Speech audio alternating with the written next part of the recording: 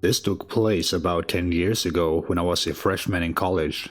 This is the first time I recounted this story in full detail to anyone.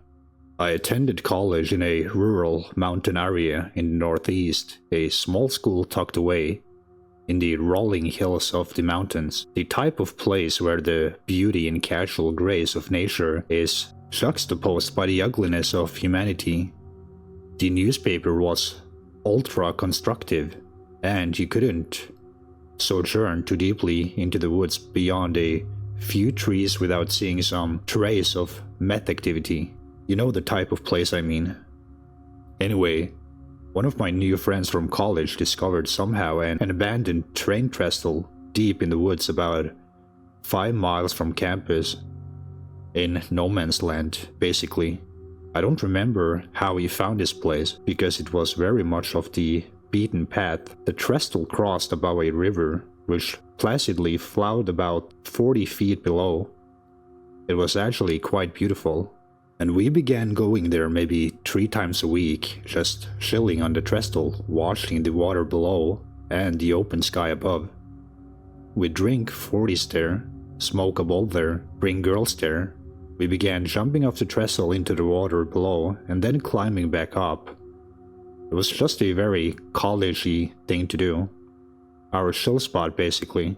So one day, just needing to get away from the dorms and away from it all, I decided to go by myself to the trestle for a swim. It was about 7 p.m, so I still had a good hour or go of dim sunlight, and I brought a flashlight for the walk home when it was sure to be dark. I made the trek through the pathways of the woods as I had done 100 times before, left my towel and flashlight on the trestle, and jumped into the water. The water was about 10 to 15 feet deep, I'd say. It flowed almost imperceptibly. You might as well be swimming in a stagnant pool. However, about maybe 50 yards away from the trestle, the river narrows and the current picks up significantly. Then, about 20 yards after that, there's maybe 20-foot high waterfall that hubbles and splashes with extreme violence. We used to watch large objects go over and never come up again. So there I am, dimly bobbing my head in and out of the water, doing underwater flips, etc. When I pop my head out of the water, I happen to glance to the side of the river and see a man walking towards the water. The water is kind of impeding my view, so I don't see him fluidly walking towards the water. I more see him in different stages of being closer to the water, like flipping through a flip book. He's 15 feet away, 10 feet away, 5 feet away. I can barely give you a description. Maybe 6 feet tall, pale, skinny, black hair, pulled back in a ponytail. What I do remember most about his appearance was the extremely empty look on his face and his eyes, like he was doing something mundane, taking out the trash or raking leaves. I'm treading water, not knowing what to think, and I see that he is no longer beside the river. He has dove in and is swimming, pin straight, directly at me, so fast. I tried to swim to the opposite way, but within a minute I feel him grab my ankle and tug. I tried to scream, but water filled my mouth. While I'm underwater, he lets go and goes up for air, then grabs back on and pulls me again. It seems like he has done this before, and I never once see him after he jumped in the water.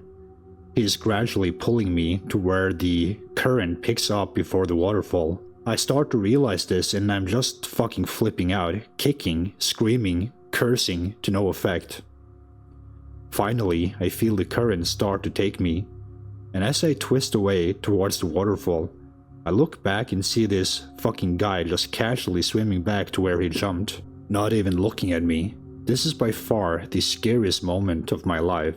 As I approach the waterfall, long story short, I go over and I'm underwater for a long time, over a minute. The water above unrelentingly pushing me under. The only reason I survived was there was a large log that had gone over and I grabbed it and leveraged it against the bottom to push me away from the crushing water. I survive, obviously, But then I had to trek the miles back to my dorms in the dark, without my flashlight. Every step of the way I was thinking, he would come back to finish the job. The next year, a football player drowned going over the fall. The news said it was because there was an extreme current due to the recent rainfall. But I always wondered about that. Before I start, here's a bit of context to my story. My husband and I lived in a small 2-floor house with 2 main entrances, one along the front and the other on the side of the house, which opens up into the laundry room. When we're too busy and it's too late to walk our dog, we hook his collar onto a long line that's attached to one of the pipes on the corner of our house, so he can use the bathroom. We used to do this from the door in our laundry room, but we'd noticed the large step from the door to the ground had been taking a toll on his hips. As a result, we started letting him out through the front door instead, since the porch is much closer to the ground. This particular night, I was home alone with my dog, and it was around midnight when I decided to let him outside one last time before going to bed. I hook him up to this line, close the door and lock it, before heading into the kitchen to put away the dishes. This was pretty routine. Even if he used the bathroom quickly, he liked to walk around along the front and side of the house for a few minutes before coming back inside. As I'm putting away the dishes, I hear a scratch on the door, how my dog signals he wants to come inside. So I head over to let him back in. Since I watch way too many scary movies, I always look through the door's peephole before opening the door. Out of habit, I look to check that my dog is in the front of the door. Instead, I see a man staring very intently at the door handle. I freeze with my hand on the door handle. I don't know how much time went by, but then I heard another scratch, this one louder than the last. This kind of wakes me up from my initial shock, and I run to grab the cell phone. I call my husband to tell him what's happening. He was very confused. I probably wasn't explaining the situation very well, but says that he's heading home. This is when I realize my dog is still outside with this person.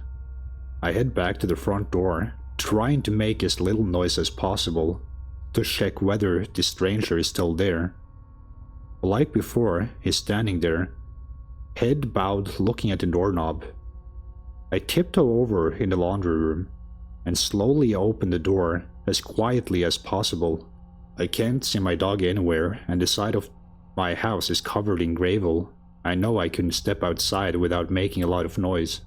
With my heart still pounding in my chest, I go to the front door to keep an eye on the stranger and to get a better look at him.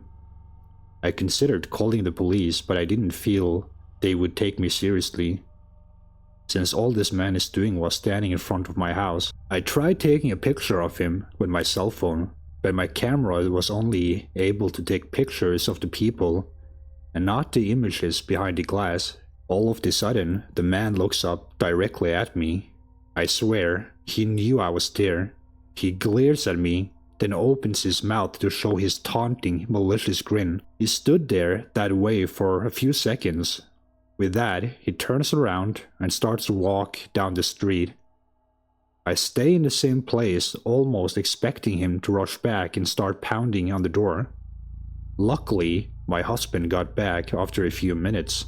Long story short, he convinced me to call the police, and we went out looking for our dog. It turns out this man had cut the end of the line connected to the pipe, and our dog decided this was a good time for him to explore my neighbor's backyard, which was where we found him. It's been 3 years since this happened. We've since moved to a new house, unrelated reasons, and the police weren't able to come up with any suspects. Ever since then, we take our dog on very long walks before the sun goes down. If you like these type of videos, then you're in luck. There's a lot more on my channel, so consider subscribing. Thank you so much for watching, and stay safe out there. Goodbye.